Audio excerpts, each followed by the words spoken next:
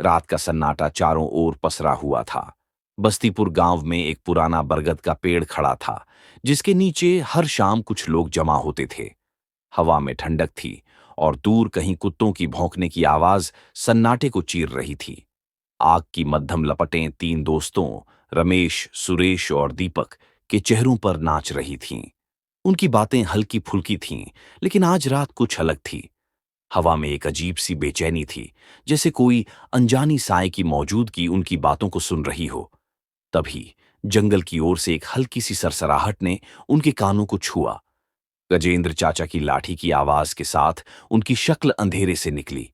उनकी आंखों में एक गहरी चमक थी, जैसे वो कोई ऐसी कहानी लाए हों जो सुनने वालों की रूह को हिला दे। आज की रात, गजेंद्र चाचा ने धीमी गंभीर आवाज में कहा, मैं तुम्हें ऐसी कहानी सुनाऊंगा जो न सिर्फ तुम्हारे रोंगटे खड़े कर देगी, बल्कि तुम्हारी आत्मा तक को झकझोर देगी। तीनों दोस्त सन्नाटे में डूब गए, अनजाने में यह जानते हुए कि जो सुनने वाले हैं वो उन्हें रात भर सोने न देगा। सूरज डूब चुका था और रात का काला पर्दा बस्तीपुर गांव पर छा गया था। गांव के बीचों बीच एक पुराना बरगद का पेड़ था, जिसके नीचे हर शाम कुछ लोग जमा होते थे। आज भी वही माहौल था।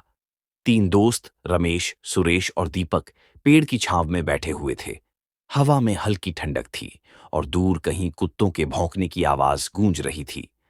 पास ही एक छोटी सी आग जल रही थी, जिसकी लपटें उनके चेहरों पर नाच रही थीं। ये तो रोज का तमाशा है, रमेश ने चाय की चुस्की लेते हुए कहा। शाम होते ही बिजली गुल। क्या करें, अब आदत पड़ गई है। हाँ, लेकिन ये माहौल तो बनता है, सुरेश ने हंसते हुए कहा। पकौड़े, चाय और हमारी गपशप, इससे अच्छा और क्या चाहिए। सही कह रहा है, दीपक ने सहमति में सिर हिलाया। पर एक बात बताओ, ये गजेंद्र चाचा हर शाम कहानी सुनाने क्यों आ जाते हैं? हर बार कोई न कोई डरावनी बात। मुझे तो लगता है आधा तो वो बनाते हैं। अरे, ऐसा मत बोल, रमेश ने दीपक की बात काटी। तुझे याद नहीं, पिछली बार वो डूंगरपुर की उस कुएं वाली बात? कैसे उसमें कोई साया रहता था। मैं तो कहता हूं इस दुनिया में जो दिखता है उससे कहीं ज्यादा है। हाँ, तू तो डर गया था उस रात, सुरेश ने ठाका लगाया। रात को घर जाते वक्त बार बार पीछे मुड़कर देख रहा था। अरे, डरने की क्या बात, दीपक ने सफाई दी। मैं तो बस ये कह रहा हूं कि गजेंद्र चाचा की हर कहानी सच्ची नहीं हो सकती। तीनों की बातें चल ही रही थीं कि पेड़ के पास हल्की सी सरसराहट हुई। अंधेरे में एक साया धीरे धीरे उनकी ओर बढ़ा। तीनों की नजरें उस ओर गईं और फिर राहत की सांस ली जब गजेंद्र चाचा की जानी पहचानी शक्ल दिखाई दी। उनके कंधे पर एक पुरानी शॉल थी और हाथ में एक लाठी, जिसे वो हमेशा साथ रखते थे। क्या हाल है लड़कों? गजेंद्र चाचा ने मुस्कुराते हुए कहा और उनके पास बैठ गए। फिर वही बिजली गुल हो गई ना? हाँ चाचा, रमेश ने कहा। आपके बिना तो ये गपशप अधूरी है। आज क्या सुनाने वाले हो? हाँ चाचा, सुरेश ने उत्साह से कहा। कोई ऐसी कहानी सुनाओ जो सुनकर रोंगटे खड़े हो जाएं, पर सच्ची होनी चाहिए। गजेंद्र चाचा ने आग की ओर देखा। उनकी आंखों में एक अजीब सी चमक थी, जैसे वो किसी पुरानी याद में खो गए हों। कुछ देर चुप रहने के बाद वो बोले, तुम लोग सोचते होगे कि मैं जो कहानी यहां सुनाता हूं वो मनगढ़ंत हैं, पर ऐसा नहीं है। मैंने जो देखा, जो जिया, वही बताता हूं। आज एक ऐसी बात सुनाता हूं जो न सिर्फ डरावनी है, बल्कि तुम्हारे दिल को भी छू जाएगी। तीनों दोस्त चुप हो गए। गजेंद्र चाचा की आवाज में एक गहराई थी जो उन्हें बांध रही थी। आग की लपटें अब और धीमी हो चुकी थीं और रात का सन्नाटा उनकी बातों को और गहरा बना रहा था। ये उस वक्त की बात है जब मैं जवान था, गजेंद्र चाचा ने शुरू किया। मैंने अभी अभी डॉक्टरी की पढ़ाई पूरी की थी और मेरी पहली पोस्टिंग हुई थी एक दूर दराज के गांव में। उस गांव का नाम था रतनपुर। शहर से इतना दूर कि वहां बिजली का नामो निशान नहीं था। जंगल, पहाड़ और कुछ कच्चे पक्के घर। पर वहां के लोग इतने अपने थे कि कुछ ही दिनों में मुझे उनका होकर रह गया। वहां सब कुछ शांत था। लोग सादा जीवन जीते थे। दिन में मैं अस्पताल में मरीज देखता और शाम को अपने छोटे से क्वार्टर में लौट आता। मेरा खाना श्याम भैया बनाकर दे जाता था, जो गांव का ही एक लड़का था। सब कुछ ठीक चल रहा था, लेकिन एक दिन दो गांव वाले मेरे पास आए। डॉक्टर साहब, एक ने कहा, हमारा गांव आपको कैसा लग रहा है? बहुत अच्छा, मैंने जवाब दिया। यहाँ की शांति और हरियाली मुझे बहुत पसंद है। वो तो ठीक है, दूसरा आदमी बोला, पर आपको यहाँ कोई दिक्कत तो नहीं हो रही, खासकर रात को? मैंने हंसते हुए कहा, नहीं, सब ठीक है। श्याम भैया खाना बना देता है और मैं अकेला हूं तो कोई परेशानी नहीं। वो दोनों एक दूसरे की ओर देखकर चुप हो गए। फिर पहले वाले ने धीरे से कहा, डॉक्टर साहब, एक बात कहनी है। आपका क्वार्टर गांव के आखिरी छोर पर है। वो जगह वो जगह कुछ ठीक नहीं। मैंने हैरानी से पूछा, क्यों? क्या बात है? बात यह है, दूसरा आदमी बोला, आप रात में ज्यादा बाहर मत निकला कीजिए, खासकर उस जंगल वाले रास्ते पर जो आपके क्वार्टर के पीछे जाता है। उस रास्ते की बहुत बदनामी है। बदनामी? मैंने पूछा, कैसी बदनामी? रात में उस रास्ते पर कोई अकेला मिल जाए तो उसे छोड़ते नहीं। लूटपाट तो आम बात है, कई बार तो जान तक ले ली जाती है। मेरे मन में एक अजीब सी सिहरन दौड़ गई। मैंने हल्के से हंसकर बात टाल दी, लेकिन उनकी बातें मेरे दिमाग में अटक गईं। उसी दिन से मैं सावधान हो गया। शाम होने से पहले अस्पताल से लौट आता और बिना जरूरत रात में बाहर नहीं निकलता। श्याम भैया भी हमेशा शाम ढलने से पहले सारा काम निपटाकर चला जाता। एक रात की बात है। आसमान बादलों से ढका हुआ था और अंधेरा इतना गहरा कि हाथ को हाथ नहीं सूझ रहा था। मैं दिन भर के काम से थककर जल्दी सो गया था। अचानक आधी रात को एक आवाज से मेरी नींद टूटी। डॉक्टर साहब, डॉक्टर साहब। कोई जोर जोर से दरवाजा खटखटा रहा था। कृपया दरवाजा खोलिए, बहुत जरूरी है। मैं गहरी नींद में था और इतनी रात को किसी के बुलाने से थोड़ा गुस्सा आया, लेकिन फिर ख्याल आया कि मैं डॉक्टर हूं और शायद कोई मुसीबत में हो। मैंने जल्दी से उठकर दरवाजा खोला। सामने एक अधेड़ उम्र का आदमी खड़ा था। चेहरा थोड़ा धुंधला सा दिख रहा था, शायद लालटेन की मध्यम रोशनी की वजह से। आप कौन हैं? मैंने पूछा। इतनी रात को यहां क्या कर रहे हैं? डॉक्टर साहब, उसने घबराई हुई आवाज में कहा, मेरी मां की तबीयत बहुत खराब है। वो बिस्तर से उठ भी नहीं पा रही। कृपया मेरे साथ चलिए। मैंने उसका चेहरा गौर से देखा। वो गांव का ही लग रहा था, पर मैं उसे ठीक से पहचान नहीं पाया। तुम्हारा घर कहाँ है? मैंने पूछा। बस पास के गांव में, उसने कहा। जंगल पार करके थोड़ा आगे। मेरे पिताजी भी बूढ़े हैं, वो मां को छोड़कर नहीं आ सकते, इसलिए मैं आपको बुलाने आया। उसकी बातों में इतनी सच्चाई थी कि मैं और कुछ नहीं सोच पाया। मैंने जल्दी से अपना मेडिकल बैग उठाया और उसके साथ चल पड़ा। बाहर निकलते ही ठंडी हवा ने मुझे जकड़ लिया। बारिश का मौसम था और हल्की हल्की फुहारें पड़ रही थीं। तुम्हारा नाम क्या है? मैंने उससे पूछा। गणेश, उसने जवाब दिया और आगे आगे चलने लगा। मैं उसके पीछे था। कुछ देर बाद हम उस जंगल वाले रास्ते पर पहुंच गए, जिसके बारे में गांव वालों ने चेतावनी दी थी। चारों तरफ घने पेड़ थे और रास्ता इतना संकरा कि मुश्किल से दो लोग साथ चल सकें। हवा में पत्तों की सरसराहट और दूर कहीं किसी जानवर की आवाज मेरे दिल की धड़कन को और तेज कर रही थी। गणेश, मैंने थोड़ा घबराते हुए कहा, इस जंगल के अलावा और कोई रास्ता नहीं है? है डॉक्टर साहब, उसने कहा, पर यह रास्ता सबसे छोटा है। जल्दी पहुंच जाएंगे। तुम्हारी मां को क्या तकलीफ है? मैंने पूछा। तेज बुखार है और बहुत दर्द हो रहा है, उसने जवाब दिया। वो बहुत तकलीफ में है। उसकी आवाज में दर्द साफ सुनाई दे रहा था। मैं चुपचाप उसके पीछे चलता रहा, लेकिन तभी मुझे कुछ अजीब सा महसूस हुआ, जैसे कोई हमारे पीछे हो। मैंने पीछे मुड़कर देखा, पर अंधेरे में कुछ दिखाई नहीं दिया। फिर भी मेरे कानों में हल्की सी फुसफुसाहट सुनाई दी। गणेश, मैंने धीरे से कहा, जल्दी चलो, कोई हमारे पीछे है। गणेश ने एक बार पीछे देखा और उसकी आंखों में भी एक अजीब सी चमक दिखी। उसने कुछ नहीं कहा और तेजी से चलने लगा। मैं भी उसके पीछे पीछे, लेकिन तभी दो साइयों ने हमें घेर लिया। उनकी आंखें अंधेरे में चमक रही थीं और उनके हाथों में कुछ हथियार जैसा दिख रहा था। रुक जाओ, एक ने दहाड़ते हुए कहा। जो कुछ है निकाल दो, वरना जान से मार देंगे। मेरे हाथ पैर ठंडे पड़ गए। मेरे पास कुछ नहीं है, मैंने कहा। मैं डॉक्टर हूं और ये मेरे साथ है, इसकी माँ की तबीयत खराब है, हमें जाने दो। अरे, माँ की तबीयत? दूसरा गुंडा हंसा। चल, बहाने मत बना।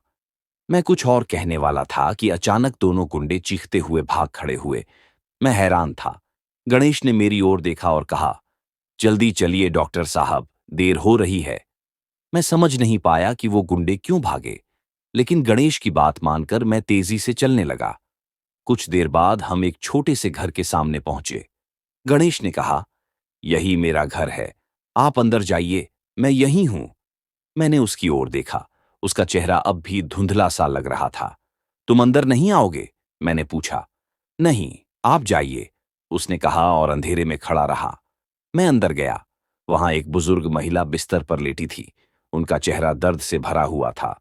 उनके पास एक बूढ़ा आदमी बैठा था, जो शायद गणेश का पिता होगा। मैंने जल्दी से उनकी जांच की। बुखार बहुत तेज था और हालत गंभीर। मैंने बिना वक्त गंवाए एक इंजेक्शन तैयार किया और उन्हें दे दिया। डॉक्टर साहब, बूढ़े आदमी ने कांपती आवाज में कहा, आपने आकर बहुत बड़ा उपकार किया। कोई बात नहीं, मैंने कहा। आपके बेटे गणेश ने मुझे बुलाया। वो बहुत अच्छा लड़का है, अपनी मां से बहुत प्यार करता है। मेरी बात सुनकर बूढ़ा आदमी और उसकी पत्नी एक दूसरे की ओर देखने लगे। उनकी आंखों में एक अजीब सा डर और हैरानी थी। क्या हुआ? मैंने पूछा। आप लोग ऐसे क्यों देख रहे हैं? बूढ़े आदमी ने धीरे से एक पुरानी तस्वीर मेरे सामने रखी। ये देखिए, उसने कहा। क्या यही गणेश था जिसने आपको बुलाया? मैंने तस्वीर देखी। उसमें वही आदमी था जिसे मैं गणेश समझकर यहां तक आया था। हाँ, यही तो था, मैंने कहा। वो तो बाहर खड़ा है। बूढ़ा आदमी चुप हो गया। उसकी आंखें नम थीं। डॉक्टर साहब, उसने कहा, गणेश को गए हुए 1 साल हो गया। शहर से लौटते वक्त उसकी गाड़ी का एक्सीडेंट हो गया था। वो मर चुका है। मेरे पैरों तले जमीन खिसक गई। मैंने बाहर की ओर देखा, लेकिन वहां कोई नहीं था, सिर्फ सन्नाटा और अंधेरा। गजेंद्र चाचा की बातें सुनकर रमेश, सुरेश और दीपक सन्न रह गए। आग की लपटें अब लगभग बुझ चुकी थीं और रात का सन्नाटा और गहरा हो गया था। हवा में एक अजीब सी ठंडक थी जो उनकी रीढ़ को छू रही थी। चाचा, दीपक ने कांपती आवाज में कहा, आप ये क्या कह रहे हैं? वो आदमी, वो गणेश मर चुका था, फिर वो आपको कैसे मिला? गजेंद्र चाचा ने गहरी सांस ली। उनकी आंखें अब भी उस रात की याद में खोई हुई थीं। मैं भी यही सोच रहा था दीपक, उन्होंने कहा। पर उस रात के बाद मैंने बहुत कुछ समझा। कुछ चीजें ऐसी होती हैं जो हमारी समझ से परे हैं। उसके बाद क्या हुआ चाचा? रमेश ने पूछा। उसकी आवाज में उत्सुकता और डर दोनों थे। गजेंद्र चाचा ने कहानी आगे बढ़ाई। उस रात जब गणेश के पिता ने मुझे बताया कि वो मर चुका है, मेरे पास कोई जवाब नहीं था। मैंने बाहर देखा, पर वहां कोई नहीं था, सिर्फ अंधेरा और सन्नाटा। मैंने सोचा शायद मैंने कुछ गलत देखा हो, शायद वो कोई और था। लेकिन उस तस्वीर में गणेश का चेहरा वही था जो मुझे रास्ता दिखाते हुए यहां लाया था। मैंने उस बुजुर्ग दंपति से और बात की। उन्होंने बताया कि गणेश उनकी इकलौती संतान था। वो अपनी मां से बहुत प्यार करता था। जब भी उनकी तबीयत खराब होती, वो पागल सा हो जाता था। उस रात शायद उसकी मां की तकलीफ उसे बर्दाश्त नहीं हुई। मैंने उस रात उनके घर में ही रुकने का फैसला किया। सुबह तक गणेश की मां की हालत में सुधार हो गया था। मैंने उन्हें कुछ दवाइयां दी और वापस अपने क्वार्टर की ओर चल पड़ा। लेकिन रास्ते में मेरे दिमाग में वही सवाल बार बार घूम रहा था। जो आदमी मुझे बुलाने आया वो कौन था? क्या सचमुच गणेश का साया था, या मेरा दिमाग कोई खेल खेल रहा था? उसके बाद मैंने गांव में और लोगों से इस बारे में बात की। कुछ ने कहा कि गणेश की आत्मा अभी भी अपनी मां की चिंता में भटकती है। कुछ ने कहा कि उस जंगल वाले रास्ते पर अक्सर अजीब अजीब चीजें दिखती हैं। लेकिन एक बात जो मुझे सबसे ज्यादा परेशान करती थी, वो थी उन गुंडों का अचानक भाग जाना। क्या गणेश ने मुझे बचाया था? गजेंद्र चाचा ने एक पल रुककर तीनों दोस्तों की ओर देखा। उनकी आंखें सवालों से भरी थीं। उस रात के बाद मैंने उस जंगल वाले रास्ते से जाना बंद कर दिया, लेकिन गणेश की बात मेरे दिल में हमेशा के लिए अटक गई। मैंने सीखा कि कुछ रिश्ते इतने गहरे होते हैं कि मौत भी उन्हें नहीं तोड़ सकती। रमेश ने गहरी सांस ली। चाचा, ये तो सचमुच रोंगटे खड़े करने वाली बात है, लेकिन आपने सचमुच उस साए को देखा था? गजेंद्र चाचा ने हल्की सी मुस्कान के साथ कहा। विश्वास करना या न करना तुम पर है, लेकिन मैंने जो देखा, जो महसूस किया, वो मेरे लिए सच्चाई है। सुरेश, जो अब तक चुप था, बोला, चाचा, एक बात बताइए, क्या आपको उस रात डर नहीं लगा? मतलब, जब आपको पता चला कि गणेश वो जिंदा नहीं था। डर? गजेंद्र चाचा ने कहा। शुरू में तो लगा, लेकिन बाद में मुझे लगा कि अगर गणेश का साया था तो वो मुझे नुकसान पहुंचाने नहीं आया था। वो तो अपनी मां को बचाने आया था, और शायद मुझे भी उन गुंडों से। तीनों दोस्त चुप हो गए। बरगद के पेड़ के नीचे सन्नाटा छा गया। सिर्फ हवा की सरसराहट और दूर कहीं किसी जानवर की आवाज सुनाई दे रही थी। गजेंद्र चाचा ने अपनी शॉल ठीक की और उठ खड़े हुए। अच्छा, अब मैं चलता हूं, तुम लोग भी घर जाओ, रात हो रही है। चाचा, दीपक ने हकलाते हुए कहा, आपके साथ चलें? मतलब, रास्ता तो वही जंगल वाला है ना? गजेंद्र चाचा हंस पड़े। अरे, डरने की क्या बात, मैं तो बूढ़ा हूं, मेरे पास खोने को कुछ नहीं। तुम जवान लोग हो, सावधान रहो। वो चले गए और तीनों दोस्त एक दूसरे की ओर देखने लगे। रमेश ने धीरे से कहा, क्या पता, शायद गजेंद्र चाचा भी कोई साया ही हो। चुप कर, सुरेश ने डांटा। ऐसी बातें मत बोल, चल, घर चलते हैं। तीनों उठे और जंगल वाले रास्ते की ओर चल पड़े, लेकिन हर कदम पर उनकी नजरें पीछे मुड़ रही थीं, जैसे कोई उनके पीछे हो। रात का सन्नाटा अब और भारी लग रहा था, और कहीं दूर बरगद के पेड़ के नीचे एक हल्का सा साया अभी भी खड़ा था, मानो कोई कहानी अधूरी छोड़ गया हो। गजेंद्र चाचा की कहानी खत्म हुई, लेकिन सन्नाटा और गहरा हो गया। बरगद के पेड़ के नीचे बैठे रमेश, सुरेश और दीपक की सांसें थम सी गई थीं। आग की आखिरी चिंगारी भी बुझ चुकी थी और अंधेरा उनके चारों ओर लपेटे हुए था। हवा में एक ठंडी सिहरन थी, जैसे कोई अनदेखी आंखें उन्हें घूर रही हों। गजेंद्र चाचा ने अपनी शॉल ठीक की और बिना एक शब्द कहे जंगल की ओर बढ़ गए। उनकी लाठी की आवाज धीरे धीरे अंधेरे में गुम हो गई। तीनों दोस्त एक दूसरे की ओर देखे बिना उठे, लेकिन उनके कदम लड़खड़ा रहे थे। जंगल का रास्ता, जो अब तक आम लगता था, आज किसी दहशत की गली सा लग रहा था। हर सरसराहट, हर हल्की सी आवाज उनके दिल की धड़कन को और तेज कर रही थी। चलो, जल्दी, सुरेश ने फुसफुसाते हुए कहा, लेकिन उसकी आवाज में डर साफ झलक रहा था। जैसे ही वो जंगल में दाखिल हुए, एक ठंडी हवा ने उनके चेहरों को छुआ और कहीं दूर से एक हल्की सी फुसफुसाहट सुनाई दी, जैसे कोई उनका नाम पुकार रहा हो। वो रुके नहीं, पर पीछे मुड़कर भी नहीं देखा, क्योंकि उन्हें डर था कि अगर उन्होंने पीछे देखा तो शायद वो गणेश का साया देख लें, जो अभी भी अपनी मां की चिंता में जंगल में भटक रहा था। और उस रात बरगद के पेड़ के नीचे एक हल्का सा साया खड़ा था, जो शायद कभी नहीं गया था।